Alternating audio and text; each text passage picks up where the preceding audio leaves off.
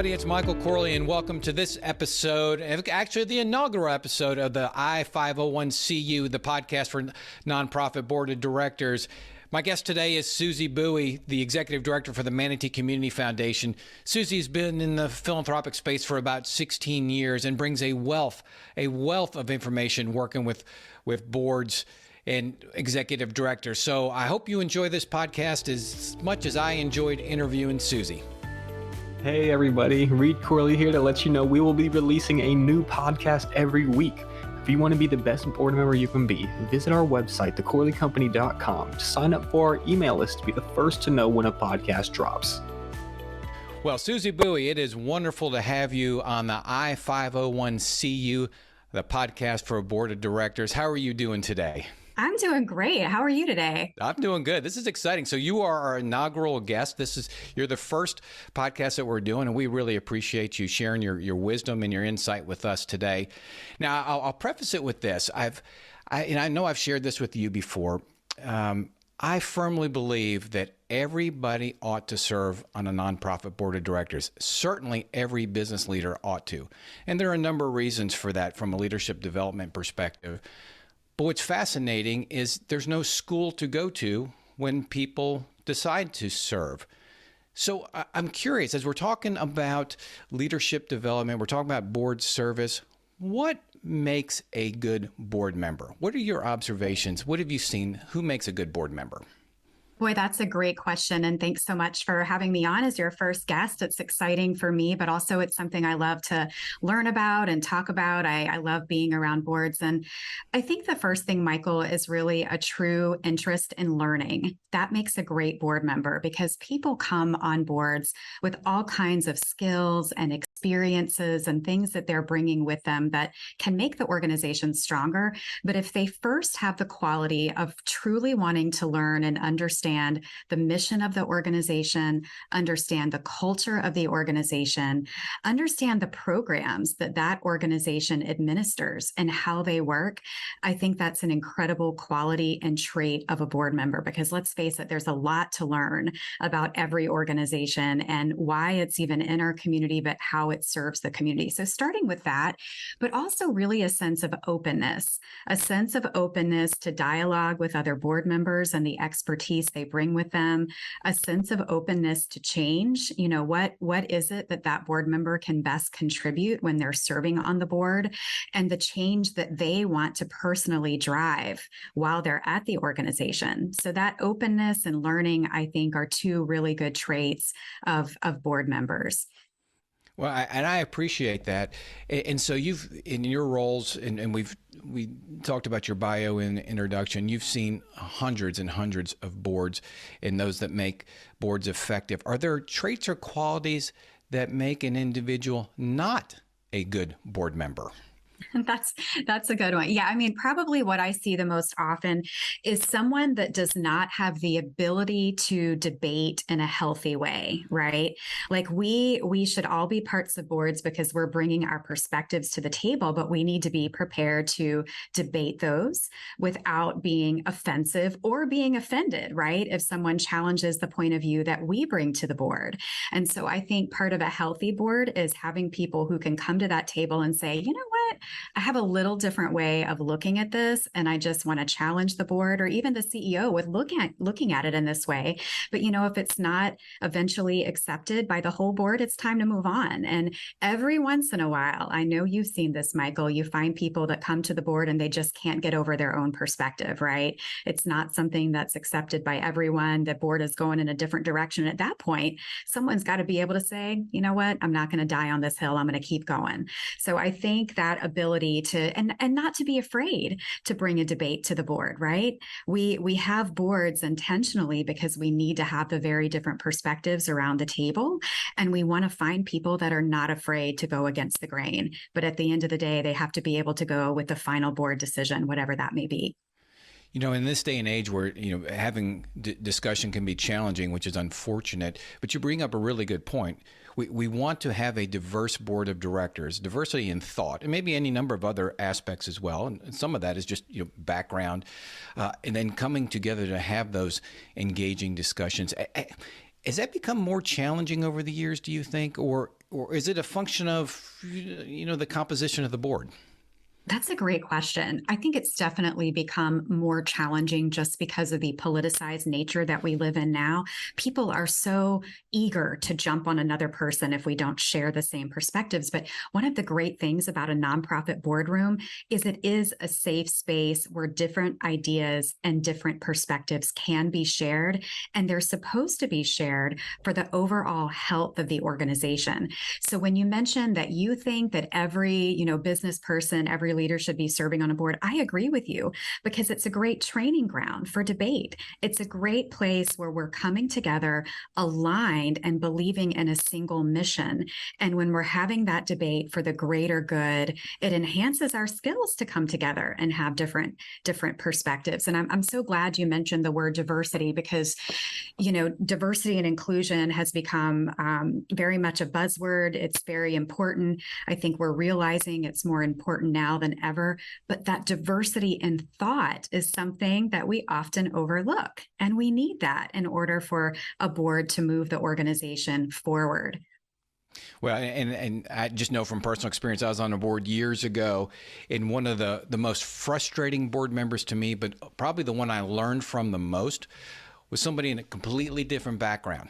African American, grew up completely different than me. And it was such a learning experience to listen to him talk. He's also a preacher, well entrenched in our community, and to listen to his viewpoints on things and his perspectives taught me so much about the world and about my inherent biases just by how I was raised, that it was really enlightening. So I appreciate you talking about that, because and I encourage anybody, if you're on a board, listen to your fellow board members and listen for the purpose of listening and understanding what they're saying. That's the beauty of being on a nonprofit board. You're surrounded by people, hopefully, that aren't like you. And it's a tremendous learning opportunity. Absolutely. And that difference in lived experiences, I think, helps the board make better decisions on behalf of the organization. And when it comes to listening, I guess I should have listed that under the good traits, listening to learn, because so much of it, yes, is about what you can bring to the table, but how you frame the debates or questions you have, it's in a spirit of learning, not in a spirit of challenging. Like, how do I learn and how can we make it better? Yeah. And that's felt by everyone in the boardroom, right? It's felt by the other board members there. The way that questions are they posed respectfully? Are they posed for the greater good? Or is it an ego type question, right? Which sometimes we hear in the boardroom as well. So I think the other part of being a good board member is, how do we challenge those other people in the boardroom to be a little bit more respectful sometimes if they have those questions? Yeah, very, very fair. And you touched on this a minute ago. It's you join a board for the greater good, and that greater good is the mission of the organization. So every input, every comment ought to be to further the mission. You may have a different perspective on how to do it, but that's where the collaborative discussion comes in. And you don't fall on your sword. You don't take your ball and go home. It's a growing opportunity. But at the end of the day, everybody wants what's better for that organization. That's right. And I don't know your thoughts about this, but there's an interesting debate. It's not necessarily new, but it's gotten stronger lately.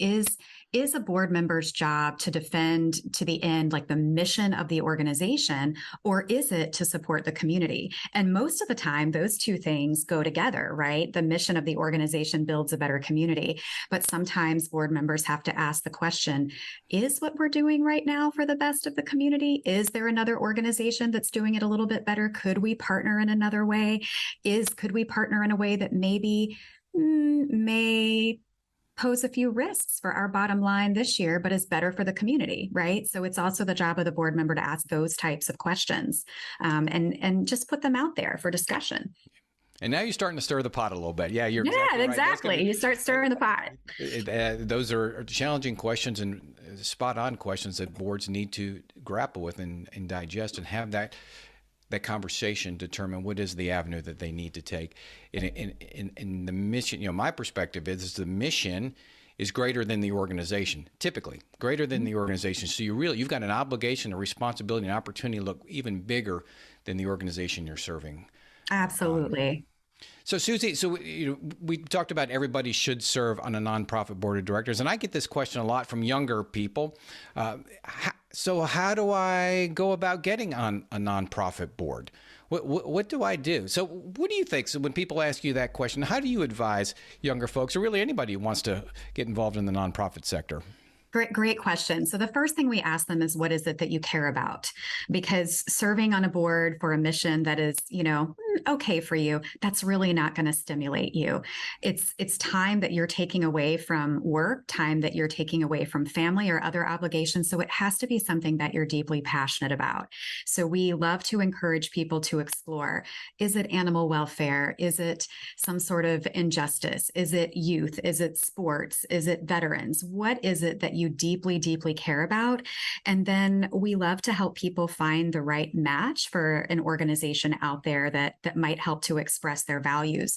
The second thing we love to recommend is find a different way to get involved. Can you join a committee? And whatever that committee is, you'll get a feeling for what the culture of the organization looks like. You'll get a feeling for whether or not you feel appreciated for your contributions. And you'll get a feeling for whether or not your work is valued and you're given meaningful work to do. I think it's really important because once you make that commitment to join a board, you're kind of all in, right? And if you've made a mistake, or if you discover that the dynamics at that organization may not be healthy or right for you, you got to figure out how to backpedal. And some people, as you know, really prefer to be involved in smaller grassroots organizations. That's a very different flavor where there's a working board. And some people really prefer to be involved in larger organizations where there's a true governing body that thinks about more strategic questions on a regular basis, more generative questions, because they've grown up a little bit as an organization. So trying to figure out which one of those is right for you is a really good thing to do before you get too far into it. So we have a series of questions that we'll send people that help them better understand what they should be asking themselves and what to look for. I think the other piece of that, especially if you're talking about a younger person wanting to get involved on a board, is will their voice be heard? There's nothing worse, right? Whether it's a board that says, hey, I'm looking for some cultural and ethnic diversity, or I'm looking for a young person. And then you find yourself on that board and they don't really want your opinion about things. They don't really want to change things.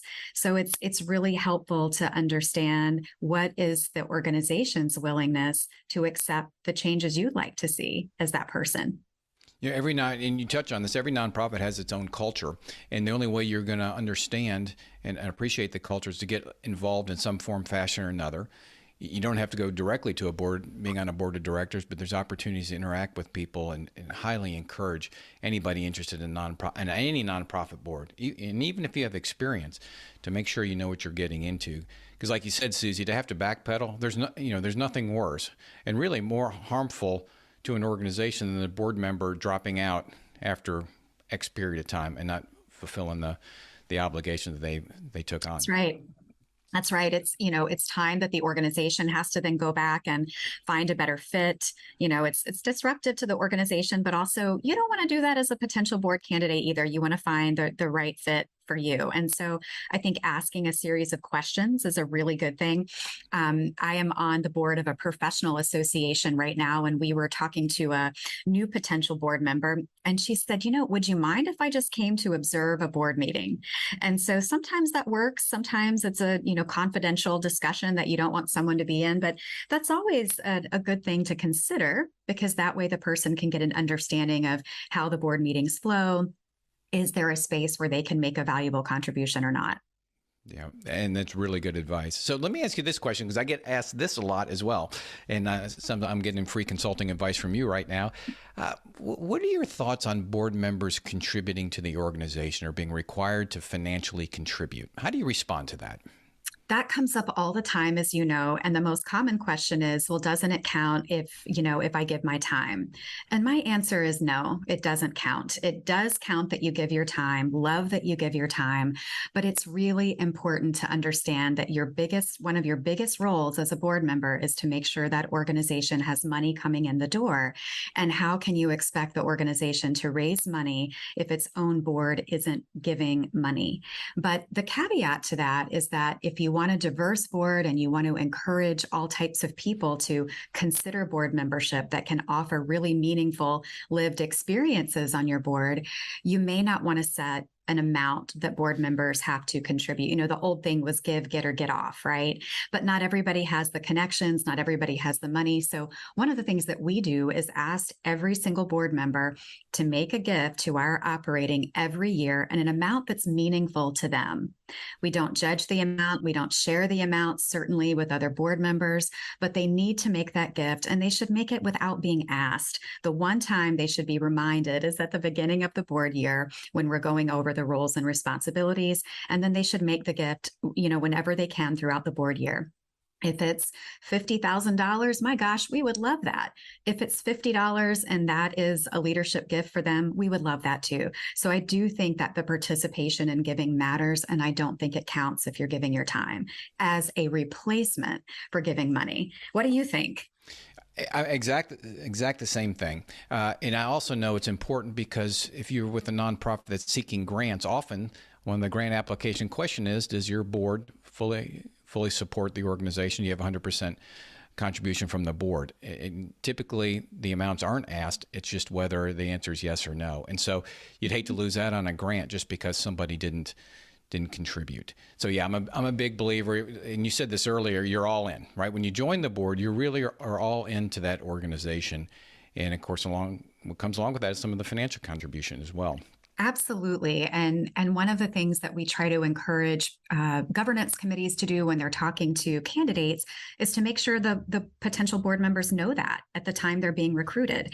You know, having that great list of things that these are yes, there may be some overall roles and responsibilities of the whole board, but as an individual, one of the things that you're going to be asked to do is make a financial contribution every year and an amount that's meaningful to you. And that way it's disclosed from the very beginning. It's not something that's a surprise. It's not something that should be debated. It's just there it is. Yep. Expectations, setting the right expectations is important. So let me ask you this. So we've gone through the process. Somebody now has joined a board. They're attending their first board meeting. And how should they behave? What do they do the first few board meetings as they're now a board member, which means they're now a leader of the organization? Boy, that's a great question. And we're going through that now here. We have 3 new board members, and it's always kind of interesting to me. We have our first substantial, longer board meeting coming up here at MCF with our 3 new members and next week. And I think for me and my position, it's a time of a little bit of fun anxiety, right? Like what's going to happen, right? It's how is this going to change the dynamics of the board with these 3 new people? So I think what we most often see is people who sit back and listen, observe, what's going on, what are the dynamics here, what are some of the questions brought up. But I also believe in bringing people on that right from the beginning are not afraid to ask the questions, because sometimes the questions they ask as a newbie are questions other people have had, but they've been afraid to ask. And so I love that happening.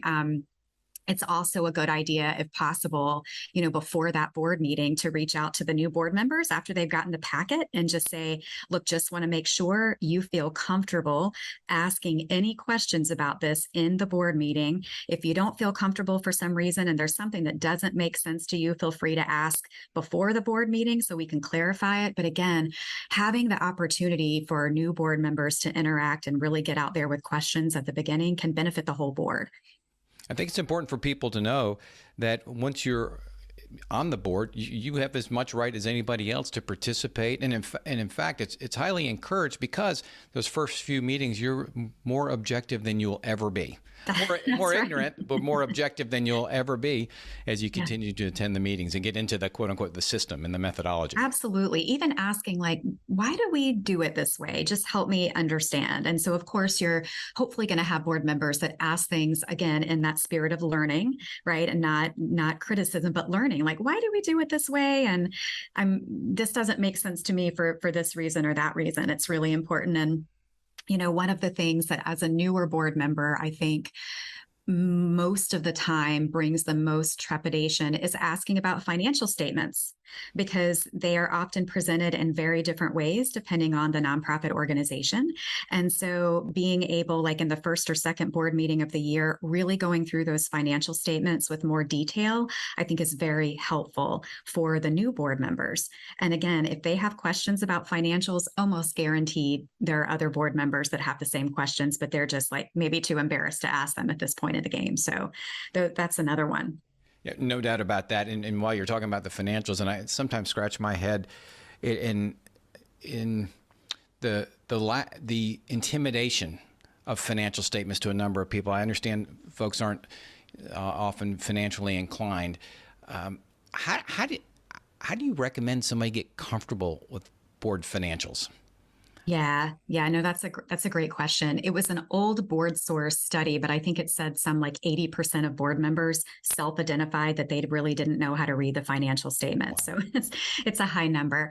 I do think this is one of the areas where the CEO can intentionally, or the treasurer, in an orientation session or afterwards, say, let's go through the financials so that we can help you understand them. Because again, if you have a group of board members and there's maybe only one or two people that understand the financials, that's a space where things can go way south, right? We can realize too late that, something's going wrong with the money, or we don't have a good cash flow, and we've got to make sure, because as you mentioned, Michael, from the moment someone comes on in their first board meeting and before that, they're legally and have a fiduciary responsibility to the board. So they really should understand it. I know we've had some board members over time that have really liked kind of this board buddy system, where when you're a new board member, you have another board member that's assigned to them, and it's someone that they can comfortably go to and ask questions about financials or about other things, so that they feel like there's an existing board member that they can talk to. So that might be another system. We did try that one year. I think it was a good fit for one person. Someone else, I think, was kind of like, I'm good with that. I don't really need a board buddy. So it just depends, right? Yeah, every organization is different, but the point here being, once you're a board member, you do have a fiduciary obligation. That's right. In most states, it's statutory. It is in Florida anyway. It's statutory. You've got a fiduciary obligation to affirm those financial statements. So if you really don't want to bury your head in the sand, it's a tremendous learning opportunity. Most of it is not cumbersome, and it doesn't mean you need to know how the debits and credits are entered, but how to ask those questions. Yeah. Because like you said, Susie, if you got that question, and we say this all the time, I guarantee you 3 other people have the question. And I'm telling you, 3 or 4 other people have the same question. Absolutely. And I just keep going back to, so much of it is how the question is asked, and the spirit of learning and understanding. And just an example came up yesterday: sent our newest financial statements to our treasurer to take a look at before our board meeting next week. And under the advertising expenses, we've already spent about 20% of our advertising that's been allotted for the whole fiscal year, and we're only 2 months in. So the question is, can you shed a little bit of light on this? Great question. And of course, the reason is most of those expenses for certain things are coming at the beginning of the year, and they last the whole, but it's a fair question. So those are the types of things that we shouldn't be afraid to ask, just to better understand, what's going on with the budget. And it's just a fair question to ask, because you don't want to get to the end of the year and find out, oh my gosh, I didn't ask that question in July, and now we've overspent that budget, and I just was afraid to ask about it. So asking questions will keep you out of trouble down the road. Right.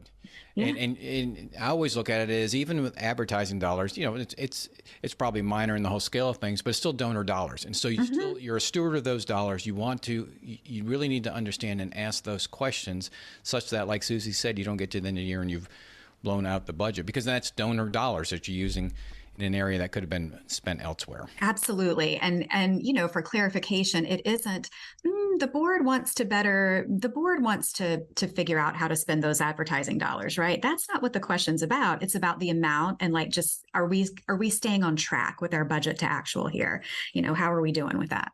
So nice segue. So I'm on the board, and I'm oriented, and I'm attending board meetings. What's the separation of my responsibility versus staff responsibility? Great question. And it's one that is interesting for me, right? In the role that I have now versus like when I'm working with other boards. So you got to be thoughtful about it.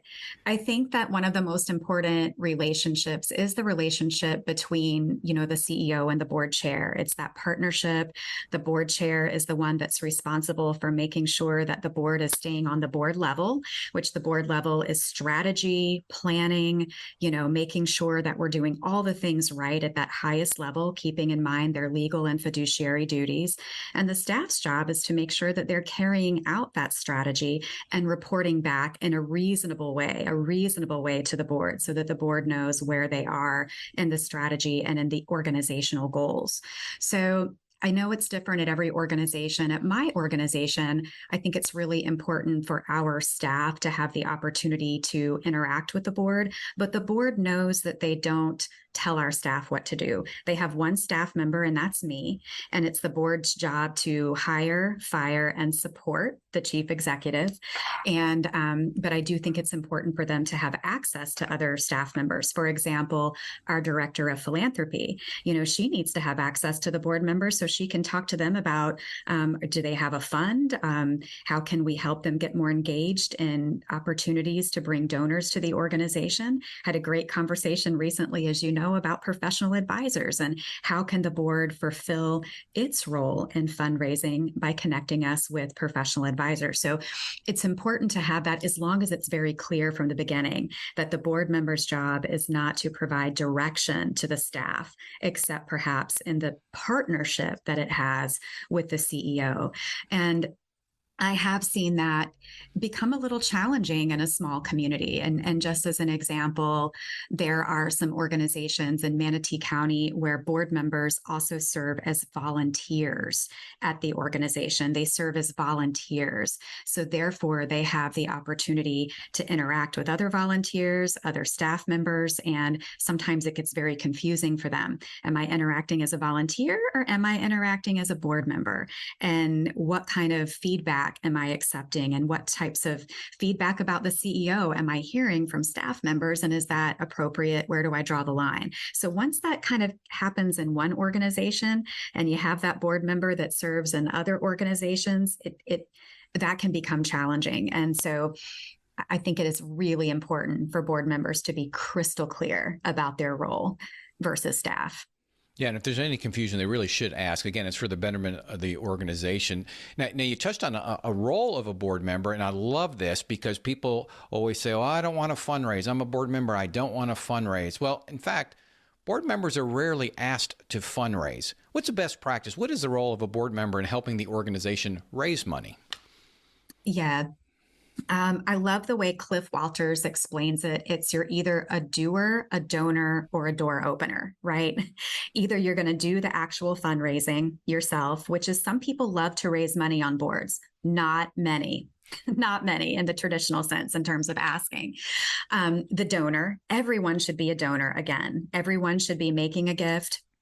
And the door opener, I think, is one of the most important roles, which means you're willing to access your network of business colleagues, of neighbors, of people that you know in the community who may be passionate about the mission, and introduce them to the mission of the organization. So that means that if there's an event coming up, my goodness, you're not only going to come to that event and get a ticket, but you're going to invite somebody that may not be familiar with the organization as your guest. You're going to have them come to the event. You're going to introduce them. It means that you are going to help identify some people that the CEO or the chief philanthropy director should be meeting. And you're going to set up a coffee with them. And you're going to say, look, there's no expectation at all. I just want to make sure that I introduce you to someone who really cares about this mission. And we're going to talk a little about it and some ways they might be able to benefit the organization. So that opening the doors is really important. And one of the things we see over and over, I know you do as well, Michael, many times if board members aren't doing this well, it's because they haven't been given the suggestions. They haven't been properly oriented to all of the different ways that they can help in the development role. And I think sometimes it's because they're not being properly challenged. If they're not doing any of these roles, should it once again come down to the CEO or the staff to have to share it over and over? Probably not. There's probably going to be a development committee or the board chair. Someone needs to be able to come back to the board and say, what are our key roles in fundraising, and are we doing those? So what I'm hearing you say, a critical role of a board member is a connector. And it makes sense. So whether you're young or you're older, younger people may say, oh, I don't know anybody that has money. Well, that's okay. create the connections, invite them to an event, because someday they may, but just even, the thing about nonprofits, they want more people to understand and know the work that they're doing. And as a role, as a board member, connecting people to the organization is critically important. Totally. And if you're somebody that, not to overgeneralize about a younger person, but if you're a younger person and you're super plugged into social, whether it's Instagram, TikTok, Facebook, whatever, one of your roles, of fundraising roles in terms of introductions could be, you know what, I'm going to be a social media ambassador, and I'm going to make sure when we have something coming up or an exciting achievement, or we have an article, I'm going to share that on my personal networks, let everybody know that I'm a board member, and invite them to a conversation about how they can be a small part of success of the organization. So there are so many ways. We don't like to stereotype board members, but you making that statement about young people, we all think they're social media gurus compared to us, which is quite comical. And then, of course, if you're an accountant, you're going to be the treasurer, right? You can't sit on any other committee. If you're an attorney, you're going to do legal stuff. It does not have to be that way. It's so true. So true. I was just thinking about that, because looking at some of the board members we are considering for our next term and thinking about the expectations that we have for them. And I think that's probably one of the most common ones, right? That everybody needs really strong finance people on their board. So I'm going to get a CPA. And then you talk to that person and find out they'd love to join the board, but that's what they do all day long. They don't want to be the finance person on your board. So that's why it does make a lot of sense to talk to the board member at the beginning. What do you hope to contribute? And what are some things that you don't want to be doing on this board so you don't make that mistake? Yeah, absolutely. And don't think you have to be forced into it, all you accountants out there. Although as board chair in the past, I have taken advantage of that. Oftentimes that's an easy ask, and it's tough for them to say no, given their role. So what, as people are on the board, there are some misunderstandings about what it means to be a board member. What are some of the most misunderstood aspects of being on a nonprofit board? I'd say the first one is that it's your job to come with all of the answers.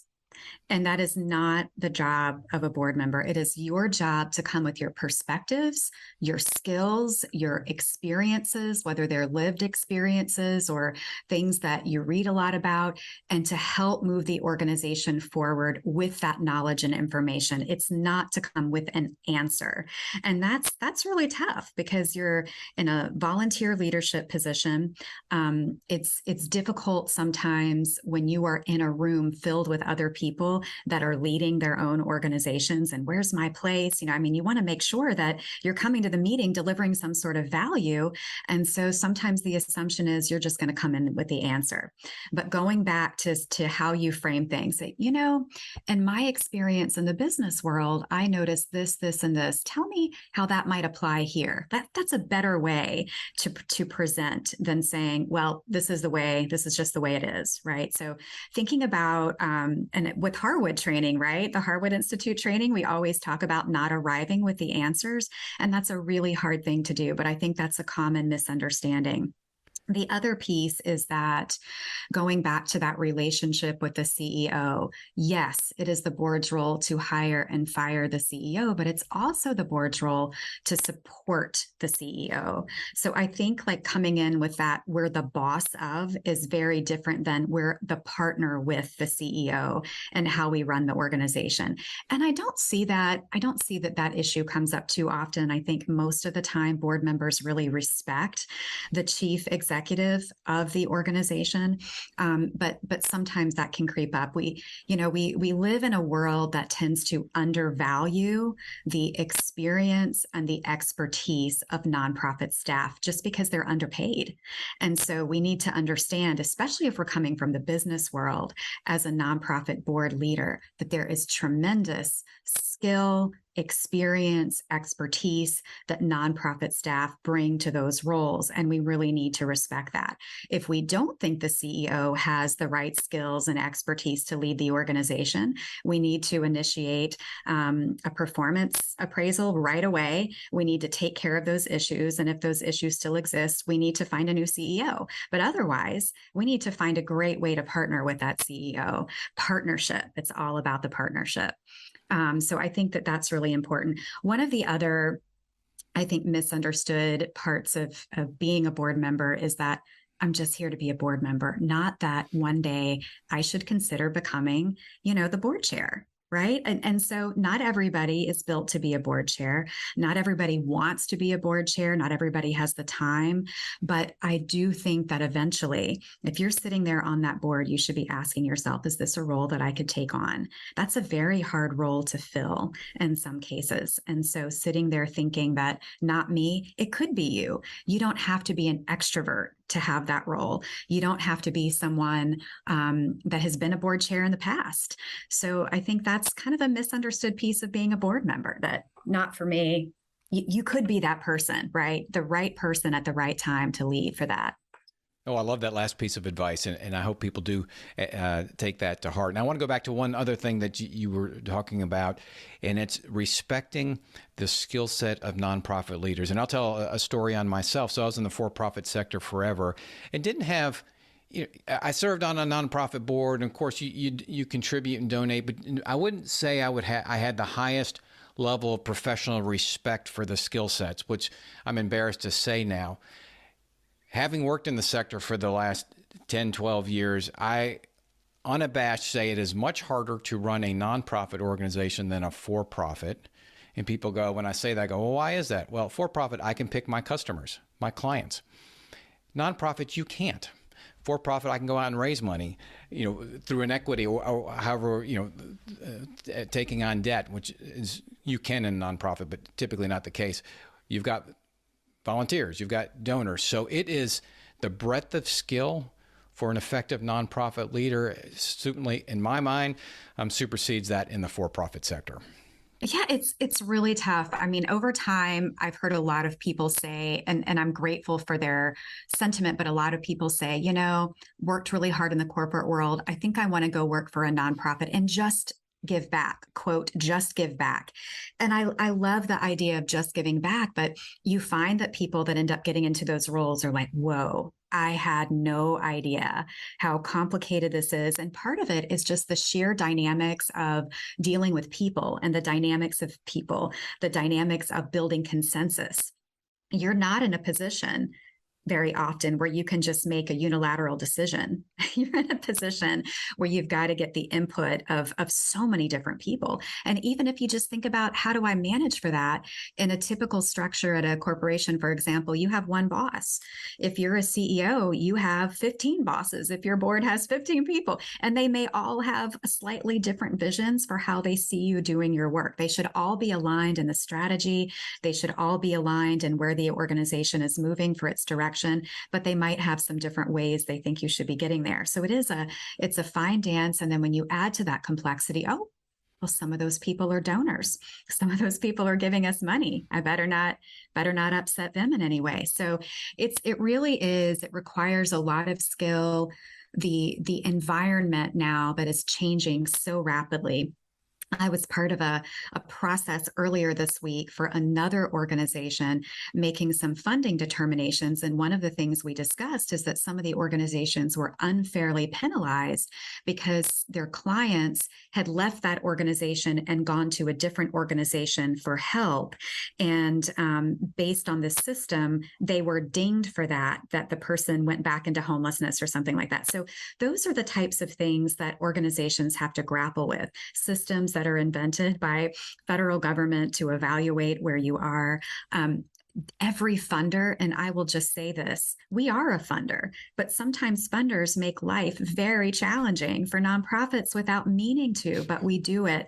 And the board members may not always understand how much CEOs and how much the staff have to deal with those types of things to bring money in, just because it's not that complicated elsewhere. I don't mean it's not complicated to generate revenue for businesses and small businesses, but you don't have all of these complicating factors that contribute to it. So and I think that's, you don't know what you don't know, and you don't always need to know what you don't know, which really is another statement to advocate for board members staying on that strategy level, trusting the staff. The goals are not being met. If something's not being done, then it's time to consider different types of actions. But otherwise, we got to trust the staff. Yeah. Another reason I think being a member of a nonprofit board is one of the best, if not the best, leadership training and development experiences around, for the reasons you just said. You're forced to stay at the strategic level, or you should stay at the strategic level. There are aspects about the business you'll never know, but you want to be curious and learn as much as you can. And you want to question things, but you're not going to roll up your sleeves and go in and make any of those systemic changes, because that's not your job. That is staff job, and your role is to support that CEO, executive director, which That's is great. critically important. Great. And I will say, just from our point of view here, when board members do care enough to ask those questions and they're paying attention, you love it. You love it because it means that they are deeply committed to the mission. They take their job seriously. They want to make sure that the organization succeeds, not for the sake of the organization, but for the sake of the people that it's serving. That's what it's really about. The people or the animals or the special places that you're serving. That's what it's about. And so I think also being able to honor and respect those things from the staff side is really important. You want to have the questions to make sure that you're doing the very best job you can do. Yeah. Well, you have summed it up, and you have shared a wealth of wisdom. Susie, is there anything we haven't touched on that you'd like to share with the group about being a board member of a nonprofit organization? We've touched on a lot of things. I think what I would love to leave us with is that organizations in this community and around the country are responsible for so many important things. They also employ a lot of people. They generate a lot of revenue. And we could not do the work we do without nonprofit board members. So we need nonprofit board members. We need them to come with all of their different experiences, with their skills, with their passion for the mission. And I personally feel grateful for the people that volunteer for this leadership role, because it's volunteer. And we need great board members. So thank you for giving me the space to talk about this and just love this work. Susie, thank you so much. Susie Bowie, ladies and gentlemen, Executive Director of Manatee Community Foundation. She is truly transforming our community here in Manatee County. And thank you for sharing your wisdom. This has been wonderful, and I look forward to seeing you around town. Thank you, Michael. Thanks so much. Thanks, Susie. Bye now. All right, Reed Corley. Reed has joined me now. Reed is our operations manager and sound engineer and guru behind the scenes for the podcast. And we just interviewed Susie Bowie, who's the executive director for the Manatee Community Foundation. I've known Susie for a number of years, and gosh, what a great conversation that was on what it means to be a nonprofit board of directors member, the roles, responsibilities, the obligations, the relationship with the CEO, executive director. Just her experience is phenomenal, and what a wealth of knowledge she gave us. So, Reed, you're a younger person, and you hear this, you hear about nonprofit boards. What are just some of your key takeaways that maybe other folks listening might like to hear? Yeah, well, I mean, starting from the very beginning, when she said that board members should come to the table ready to learn, to me, that was because you think of being a board member as a leadership position. You should maybe come with answers and not questions. And so that to me was maybe not surprising, but a very good tidbit that she said, that, like, come to the table ready to learn, be open with your thoughts, especially as a new board member. And because, as you said, as a new board member, this is the most objective that you will be during your tenure, rather. So I thought that was awesome. And then, speaking of me being a young person, I threw up air quotes right there. You are. Sharing, she shared that, so first off, bringing young people onto boards is sort of a movement right now. People are trying to get diversity in age and everything. So, and I had always thought, well, what can a young person even bring to a board? Because you want board members who are going to bring a different aspect to the board. But so her saying that, if you don't have a huge professional relationship yet, you can be that social media ambassador, quote unquote, and share what the board is doing, what the organization is doing via social media. Because if most of the members are older people or not social media inclined, that is a way that a young person can bring value to the organization and share it with a different audience. Because an audience of 25-year-olds is going to be different than an audience of 65-year-olds, and sharing that what the organization is doing over social media is, I think, a great aspect of what a young person can bring to a board. Well, I think you're right. I think that even the larger implications of that is every board member has something of value to offer. We all have different backgrounds with different skill sets, and so be prepared to deploy those and offer them up if there's an opportunity to do so. And in this case, the example of young people, we automatically jokingly go, well, social media, but I will tell you that is actually a fact. I've seen it a million times. People my age and older, yes, we will dabble, but it's the strategy behind the social media is really what separates the generations from my humble perspective. So I think you're spot on with that, but the point being everybody's got an opportunity to contribute. Yep, that's for sure. And then the next thing that really, just the way that Susie said it really put it into perspective for me. She said board members and for fundraising best practices, you can be a doer, a donor, or a door opener. And to me, that's the alliteration is awesome. I think that it really puts it in a clear picture, like being the doer, being that person that does like to go out and ask other people to donate or to, provide funds for the organization. And we do know people who like doing that, but as we know, there are a majority of people don't like doing that. But then having other ways for those people who don't like to ask for money to be able to participate in it is by giving your own money, and then also by being a connector for the organization. To me, that opened my eyes up a lot. You don't have to be the person that asks for money, because the organization likely has somebody whose job that is, like, to be the fundraiser, to be the development person. So just get your professional connections, get them connected with the fundraising, develop the development officer or the CEO, and that's a great way that you can help without having to actually make the ask. Yeah, it really does take the pressure off of board members. So many people assume that they have to go in and fundraise in this example, and that is not the case. There's other ways to contribute, other roles within the fundraising continuum that a board member can fulfill that really does contribute to the organization. So you're absolutely right. Is there anything else that stuck out to you as a young person listening to this podcast? Yeah, probably the last biggest thing that stuck out to me was when you had mentioned that we tend to undervalue nonprofit staff and maybe their skill or experience levels. And just working with you for the past 9 months, basically full time, that's something that has come into clear vision, is that people don't go into nonprofits because they don't have something else they can do.